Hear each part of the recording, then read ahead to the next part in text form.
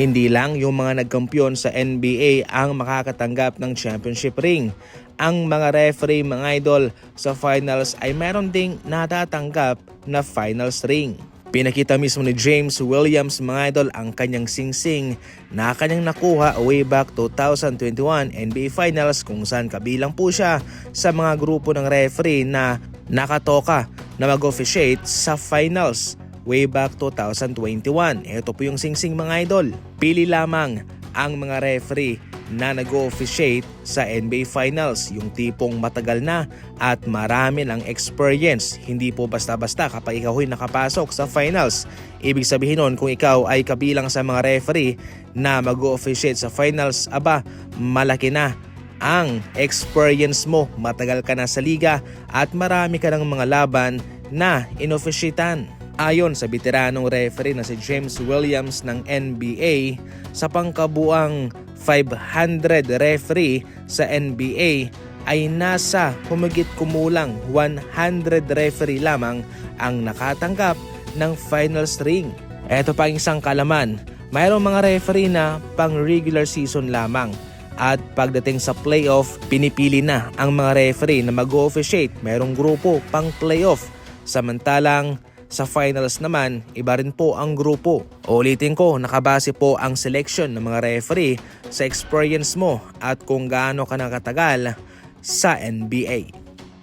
Marami ang bumilib kay DeAndre Ayton sa kanyang pagsisimula sa Los Angeles Lakers para bang long-term center na siya ng Lakers. Pero ngayon, hindi pa man tayo nakakapunta sa mid-season. Itong si Ayton ay nagre-reklamo na. Marahil hindi naman daw niya napapasa ng kanyang sarili. Pero ayon naman kay DeMarcus Cousins, mali. Sapagkat hindi naman daw yung trabaho mo yung umiscore. Yung trabahuin mo ay dapat yung trabaho ng isang big man. Mag-protect sa ring, mag-secure ng rebound. Bonus na lang kung makascore ka. Sa ngayon mga idol, ay bumalik naman sa dati ang laruan ni DeAndre Ayton. Pero ayon nga sa isang NBA insider ng Los Angeles Lakers, hindi po long term itong si Ayton sa kanila. Ibig sabihin nito, darating din po ang panahon na itong si Ayton mga idol ay kanilang iti-trade. Hindi ngayon, pero totally, mayroong malaking chance sa next season. Bagamat marami ang issue ngayon sa coaching staff ng Golden State Warriors, patuloy pa rin naman po ang pagbibigay ng quality numero ni Stephen Curry para sa kanyang kupunan.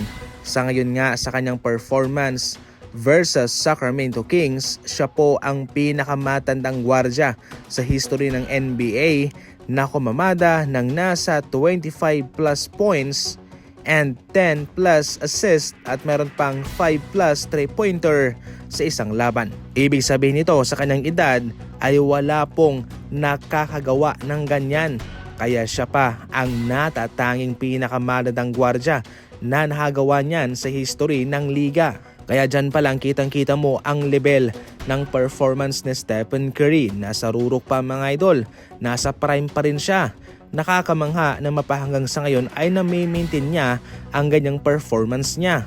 Ngayon, ang totoong hamon ay nasa Golden State Warriors sa kanilang front office kay Coach Steve Kerr kung paano ba nila ma-maintain ang kanilang kagalingan, ang kanilang trabaho para kay Stephen Curry.